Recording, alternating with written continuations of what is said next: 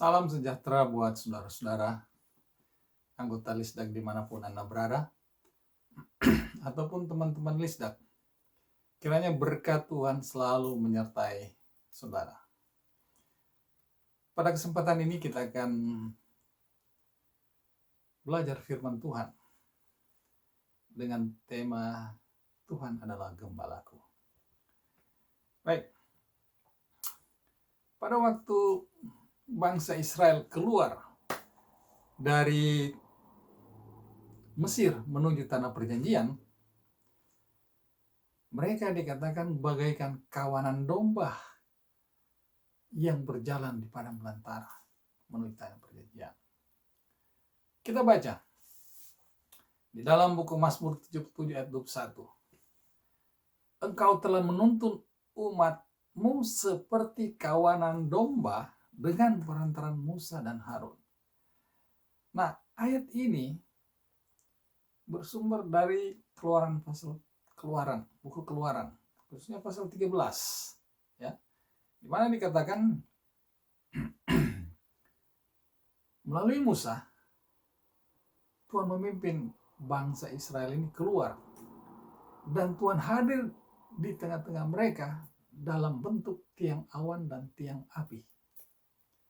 Petunjuknya bagi Musa dan orang Israel, apabila tiang awan ini bergerak maju, maka orang Israel harus berjalan mengikuti arah kemana tiang awan ini atau tiang api ini menuntun.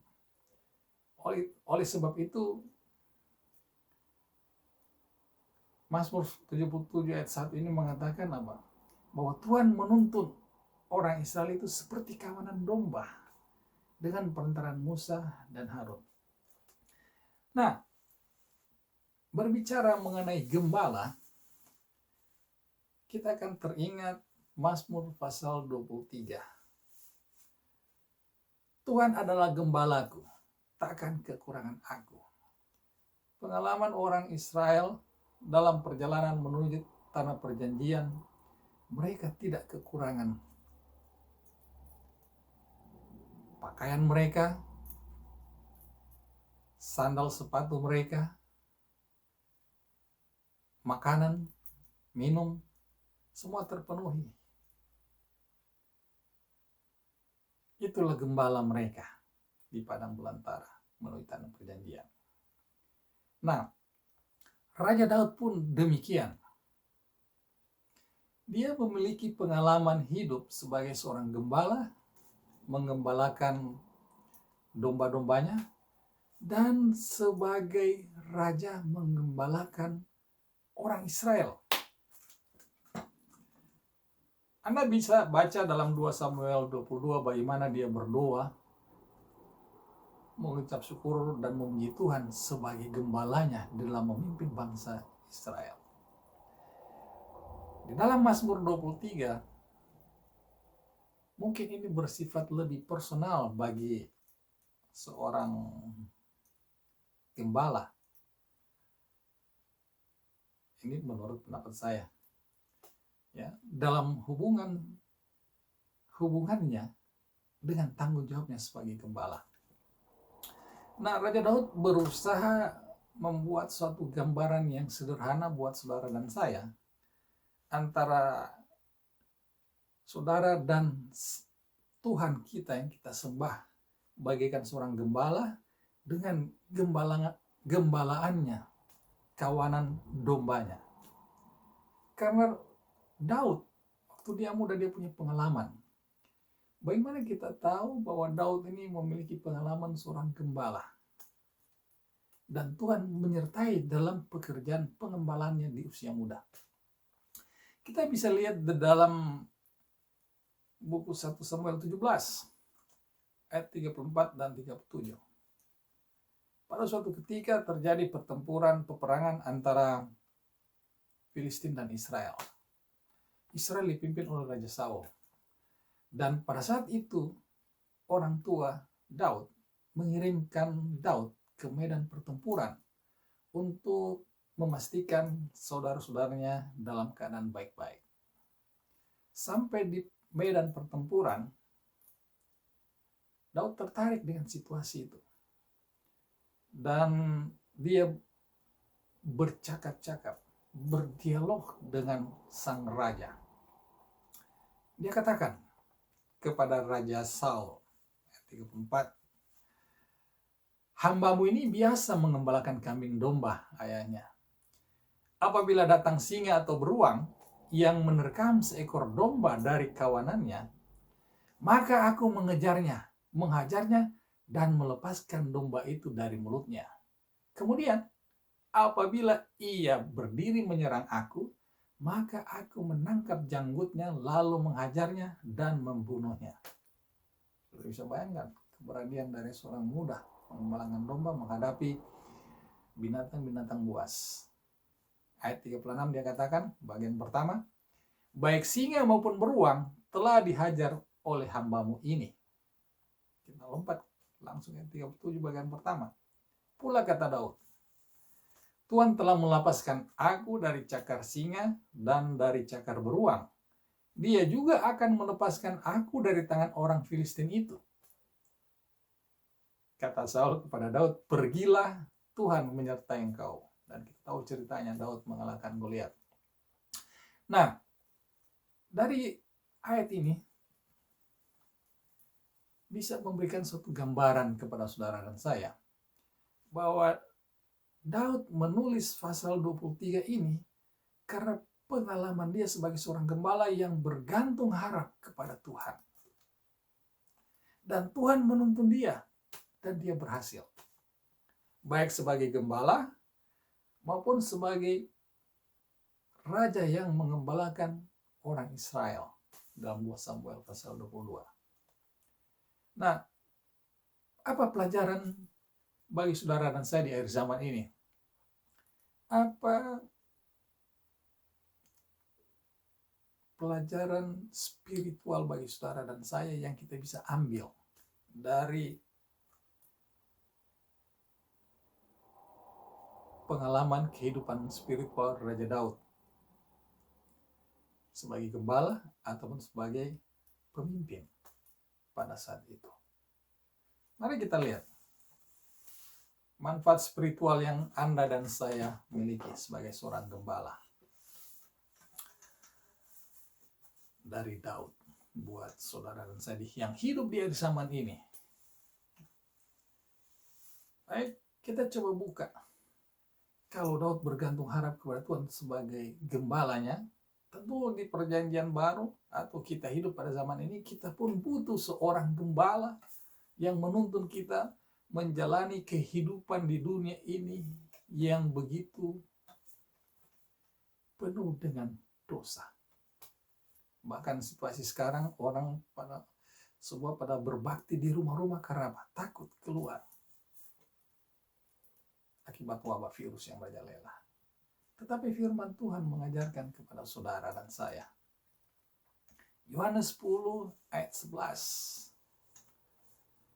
Dari manfaat spiritual buat saudara dan saya dikatakan, Yesus katakan, "Akulah gembala yang baik. Gembala yang baik memberikan nyawanya bagi domba-dombanya." Saudara bisa bayangkan. Yesus memberikan nyawa bagi domba-dombanya, bagi umatnya, bagi pengikutnya. Dia mau memberikan nyawanya. Kalau Daud mempertaruhkan nyawanya, tetapi Yesus, dia sudah berikan nyawanya. Darahnya dia sudah tercurah untuk saudara dan saya. Di dalam Matius 26 ayat 24 dikatakan, "Inilah darahku, darah perjanjian yang ditumpahkan bagi banyak orang untuk pengampunan dosa." Dia mau mencurahkan darahnya untuk menyelamatkan saudara dan saya. Dia mau menanggung dosa saudara dan saya agar saudara dan saya bisa selamat dari akibat dosa. Apalagi manfaat spiritual buat saudara dan saya? Dikatakan ayat selanjutnya dalam Mazmur 23 ini. Ya, tapi sebelum kita lanjut, Kita lihat lagi ya. Yohanes 10 berlanjut ayatnya ke-14. Akulah gembala yang baik dan aku mengenal domba-dombaku dan domba-dombaku mengenal aku. Jadi setiap gembala yang baik tahu keadaan domba-dombanya dan domba-dombanya tahu suara gembalanya. Dia bertanggung jawab sebagaimana Daud bertanggung jawab terhadap gembalaannya. Terlebih lagi Yesus, dia bertanggung jawab kepada saudara dan saya. Ayat 16 dikatakan, ada lagi padaku domba-domba lain yang bukan dari kandang ini. Domba-domba itu harus kutuntun juga, karena mereka mendengarkan suara Yesus dan mereka akan menjadi satu kawanan dengan satu gembala. Jadi kalau saudara dan saya merasa kita ini adalah dalam gembalaan Tuhan, Yesus Kristus, gembala agung kita, masih ada orang lain pun yang kita yang membutuhkan pengembalaan. Mereka tahu tentang Kristus, tetapi mereka belum satu pengembalaan dengan saudara dan saya. Dan itu tugas saudara dan saya untuk menyampaikan kepada mereka. Ayat 2 dikatakan di dalam buku Mazmur pasal 23 ini, ia membaringkan aku di padang yang berumput hijau. Ia membimbing aku ke air yang tenang. Seorang gembala yang baik, tahu kemana dia harus tuntun kawanan ternaknya, kawanan gembalaannya. Ke rumput yang hijau, yang menjadi sumber makanan bagi domba-dombanya.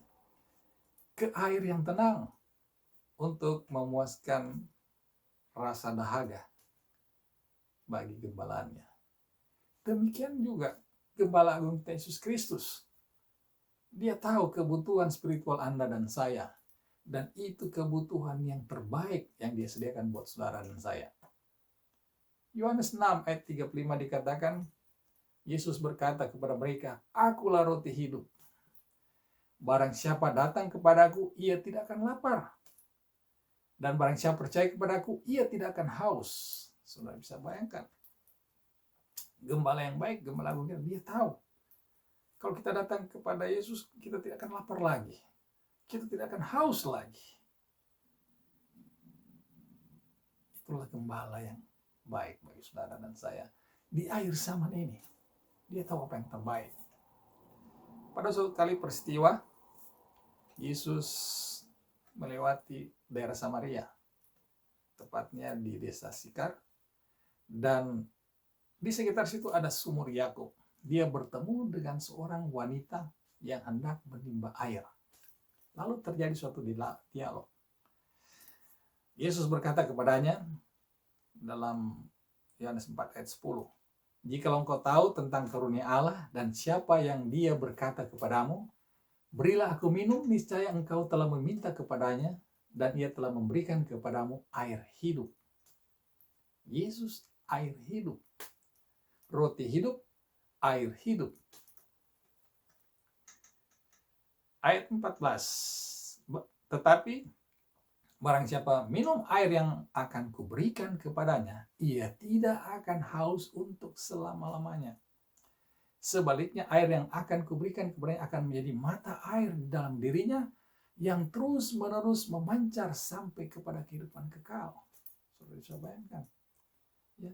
Jadi domba-domba lain yang berada di luar sana yang belum dalam pengembalaan Yesus Kristus, saudara dan saya punya tugas yang sudah menerima air hidup, dan mulai saudara akan mengalir air hidup untuk menjangkau mereka, menuntun mereka datang kepada Yesus Kristus sebagai Gembala Agung. Ini bekal buat saudara dan saya menjalani kehidupan di dunia ini. Ayat yang ketiga dalam Mazmur pasal 23 yang menarik. Ia menyegarkan jiwaku. Ia menuntun aku di jalan yang benar oleh karena namanya. Puji Tuhan. Ya, menyegarkan jiwa saudara dan saya. Kita hidup di dunia yang fana. Di lingkungan yang penuh dosa. Dan kecenderungan daging saudara dan saya itu untuk berbuat dosa. Tetapi sebagai gembala yang baik, Walaupun kita di dalam pengembalaannya, kecenderungan kita untuk berbuat dosa itu besar. Tetapi sebagai gembala yang baik, dia dapat menuntun Anda. Dia dapat mengampuni Anda kalau Anda datang kepadanya. Karena dia punya kuasa memberikan pengampunan. Markus 2 ayat 10 katakan, tetapi supaya kamu tahu bahwa di dunia ini, anak manusia, anak domba Allah, Yesus Kristus, berkuasa mengampuni dosa. Yesus berkuasa mengampuni dosa. Ya. Oleh sebab itu, jangan malu, jangan sungkan. Ya. Jangan tunggu nanti Anda layak baru datang kepada Yesus. Datang sebagaimana Andanya, lalu memohon pengampunan, dan Anda bisa disegarkan jiwa Anda. Anda terlepas dari beban dosa Anda. Anda bebas, damai, sejahtera berjalan bersama Yesus di dalam dunia yang fana ini. Karena Yesus katakan, akulah jalan dan kebenaran dan hidup. Akulah jalan, kebenaran. Kebenaran itu ya, apa? Firman Tuhan.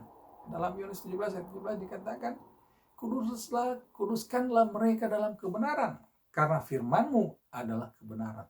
Jadi Yesus menguduskan saudara di dalam kebenaran. Karena apa? Firman. Firman itu yang kita nikmati. Ya, oleh membaca firman Tuhan, menerima Kristus sebagai juru selamat. Karena dalam 1 Yohanes 1 dikatakan, pada mulanya firman, firman itu bersama-sama dengan Allah, firman itu adalah Allah. Jadi firman itu sudah menjadi manusia, dan firman itu yang saudara dengar, yang saudara baca, yang bisa menyegarkan jiwa saudara dan saya. Dan bukan cuma itu juga, membenarkan, dan dikatakan di sini apa? Menguduskan. Kuduskanlah mereka dalam kebenaran firman Tuhan. Sungguh luar biasa berkat spiritual yang kita dapatkan di akhir zaman ini melalui seorang gembala agung Yesus Kristus dari pengalaman Daud. Mazmur pasal 23. Ayat 4 dia katakan bahwa sekalipun aku berjalan dalam lembah kegelaman, aku tidak takut bahaya. Sebab engkau besertaku, gadamu dan tongkatmu itulah yang menghibur aku. Saudara, dalam menjalani kehidupan ini kadang-kadang kita menghadapi masalah-masalah. Kadang-kadang kita terjerembab di dalam lembah kekelaman. Kita terlibat melakukan perbuatan dosa. Sama seperti Raja Daud. Dia berbuat dosa. Tetapi Tuhan melalui firman-Nya, hambanya pada saat itu, Nabi Nathan menegur dia, memperbaiki dia. Ya, jadi dia dicemeti. Tongkat dan gada itu, tongkat itu menuntun dia, ya, menghajar dia untuk berbalik ke jalan yang benar. Demikian juga saudara dan saya. Ya, kadang-kadang kita berjalan dalam lembah kekelaman, kita terseret dengan lembah kekelaman. Lalu kita apa? Berdosa. Tuhan bisa tuntun kembali saudara dan saya untuk berada di jalan yang benar. Itulah gadamu dan tongkatmu yang menghibur saudara dan saya. Tetapi mungkin di dalam perjalanan bersama Yesus Kristus, mungkin ada saudara kita yang kekasih, bahkan teman mendahului dalam masalah-masalah kesehatan, mendahului saudara dan saya, ya. Dan kita mungkin merasa kecewa, kenapa bisa terjadi? Jangan khawatir.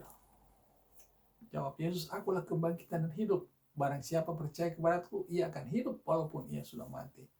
Jadi gembala agung yang menyerahkan nyawanya bagi saudara dan saya, memberikan jaminan bagi orang percaya yang sudah mendahului saudara dan saya itu, jangan khawatir, mereka akan dibangkitkan. Ya. Sebagaimana Yesus telah mengalahkan kuasa kegelapan, kunci maut. Sebagaimana Yesus menaklukkan kematian akibat dosa itu, maka saudara dan saya memiliki harapan. Oleh sebab itu, saudara dan saya dalam menjalani kehidupan di dunia ini, dia bekali kita dengan apa? Firman Tuhan. Di dalam Yohanes 119 ayat Mazmur 119 ayat 105 dikatakan, firman-Mu itu pelita bagi kakiku. Firman itu akan menuntun arah langkah hidup saudara dan terang bagi jalanku, menerangi jalan saudara sehingga saudara berjalan tidak mengarah kepada apa? Kebinasaan. Langkah saudara pasti menuju kepada apa? Kepada kehidupan kekal. Sehingga Rasul Paulus katakan, bersyukur kepada Allah sebab Ia memberikan kepada kita kemenangan oleh Yesus Kristus Tuhan kita. Kemenangan Yesus Tuhan kita. Jangan khawatir. Kalaupun mereka sudah mendahului, jangan khawatir, berserah. Dan saudara-saudara yang kekasih, maupun saya sendiri, firman itu mengajarkan saudara, mendidik saudara, dan menunjukkan kesalahan bagi saudara dan saya. Jadi itu dikatakan bahwa firman itu yang menghibur saudara dan saya, sehingga kita tidak takut bahaya. Firman itu yang membentuk saudara dan saya, bukan saya atau pendeta saya atau gembala saya atau pastor saya, tetapi firman yang menuntun saudara, yang mengubah saudara.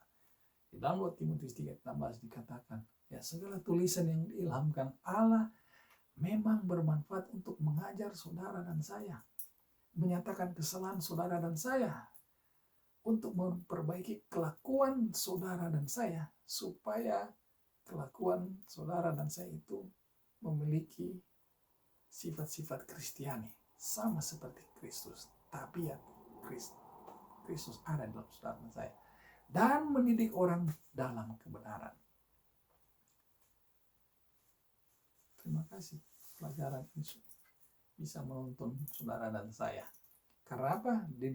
Dalam perjalanan melalui lembah-lembah kekelaman, setan seperti singa yang mengaung-ngaung untuk mencari orang yang dapat ditelannya, seperti dalam 1 Petrus 5 ayat 8. Jadi saudara dan saya gampang saja diterkam oleh setan, ditelan oleh setan. Tetapi Tuhan Yesus tidak membiarkan. Sebagaimana Daud, apabila gembalanya salah satunya diterkam, dia akan berusaha merebut dan membinasakan si pemangsa itu. Demikian Yesus Kristus. Yesus Kristus sudah merebut saudara dan saya, dan si pembinasa itu dia telah taklukkan. Itu suatu jaminan buat saudara dan saya. Lalu ayat 5 dan 6, suatu pelajaran yang menarik, kesimpulan dari Raja Daud buat saudara dan saya di dalam mengikuti gembala agung kita.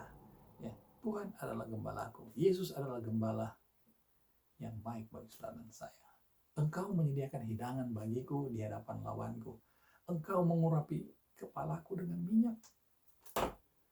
Pialaku penuh melimpah. Kebajikan dan kemurahan belaka akan mengikuti aku seumur hidupku. Dan aku akan diam dalam rumah Tuhan sepanjang masa. Sungguh hebat. Sungguh memberikan pengharapan bagi saudara dan saya dalam menjalani kehidupan di atas dunia ini. Karena itu saudara-saudara, Rasul Paulus ingatkan 1 Korintus 15 ayat 48. Karena itu saudara, ya, saudara yang kekasih, berdirilah teguh, jangan goyah, giatlah selalu dalam pekerjaan Tuhan, sebab kamu tahu dalam persekutuan dengan Tuhan, dalam pengembalaan dengan Tuhan, jerih payah saudara dan saya tidak sia-sia. Jerih payah saudara dan saya tidak sia-sia, sebagai saluran air hidup untuk domba-domba yang lain, saluran berkat keselamatan untuk umat yang lain. Tuhan tidak melupakan jeripaya saudara dan saya. Sebab Tuhan mengetahui rancangan-rancangan yang ada padanya Tuhan mengenai saudara dan saya. Demikian Yeremia 29 ayat 11 katakan. Sebab aku mengetahui rancangan-rancangan apa yang ada padaku mengenai umatnya. Demikianlah firman Tuhan, yaitu rancangan damai sejahtera, bukan rancangan kecelakaan, untuk memberikan kepadamu hari depan yang penuh harapan. Hari depan yang tidak Anda sempat pikirkan yang disediakan Tuhan, yang tidak sempat Anda ucapkan, yang tidak sempat Anda lihat, yang tidak pernah Anda dengar. Itu yang disediakan oleh Tuhan.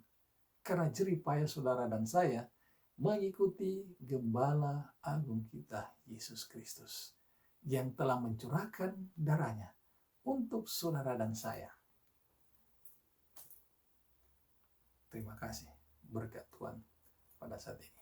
Semoga ini menguatkan iman percaya saudara dan saya menghadapi situasi akhir zaman ini. Seperti pada saat ini, kita tidak bisa berkumpul bersama-sama berbakti, tetapi melalui media sosial ini kita saling menguatkan. Tuhan memberkati. Kita jumpa lagi pada kesempatan yang akan datang. Amin.